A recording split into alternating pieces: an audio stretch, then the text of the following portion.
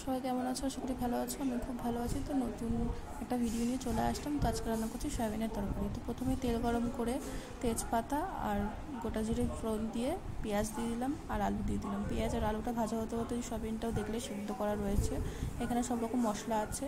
মশলা দিয়ে জিরের গুঁড়ো, রসুন, আদা, পেঁয়াজ পেস্ট দেওয়া দিয়ে মশলাটাকে কষিয়ে নেব। তার মধ্যে দিয়ে দেবো একটু হলুদ, এবার দিয়ে দেবো হচ্ছে নুন,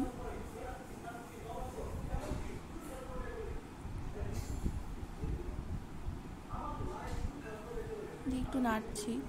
নেড়ে এবার দিয়ে দেবো একটু লঙ্কার গুঁড়ো, দিয়ে দেবো কালার লঙ্কার গুঁড়ো।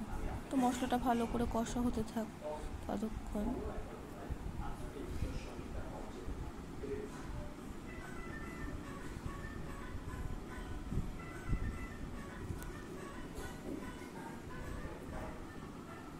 মশলাটা ভালো করে কষে আসলে তেল ছাড়বে যেই, তখনই সয়াবিনটা দিয়ে দেবো। এই যে দেখতে পাচ্ছ, একটু কালার লঙ্কার গুঁড়ো দিয়ে দিচ্ছি যাতে একটু কালারটা ভালো হয় দেখতে।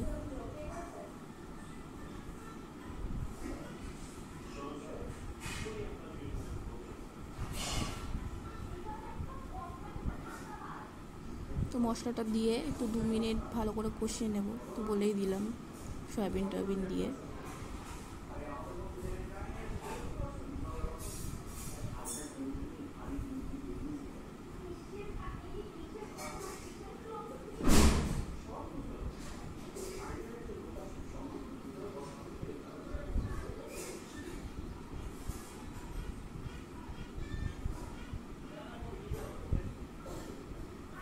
এবার আমি এতে জল দিয়ে দিচ্ছি। অনেকে ঠান্ডা জলও দিতে পারো, তো অনেকে গরম জল দিতে পারো, তবে আমি মনে করি গরম জল দেওয়াটাই বেটার হবে। যে কোনো তরকারিতেই গরম জল দেওয়াটা বেটার। নেড়ে চেড়ে একটু ফুটে আসলেই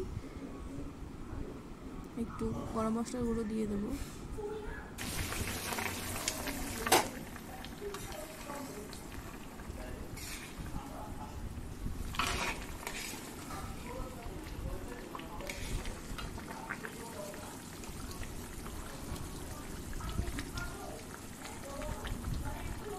এই যে গরম মশলার গুঁড়োটা দিয়ে দিচ্ছি।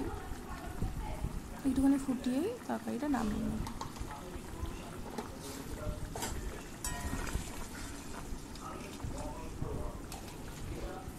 তো দেখতে তো ভালোই লাগছিলো তরকারিটা, খেতেও অনেক স্বাদ হয়ে যায়। খাওয়ার পরে ভিডিওটা ছাড়ছি, ওই জন্য বলতে পারলাম। খেতেও দারুণ টেস্ট হয়েছে। তো তোমরা সবাই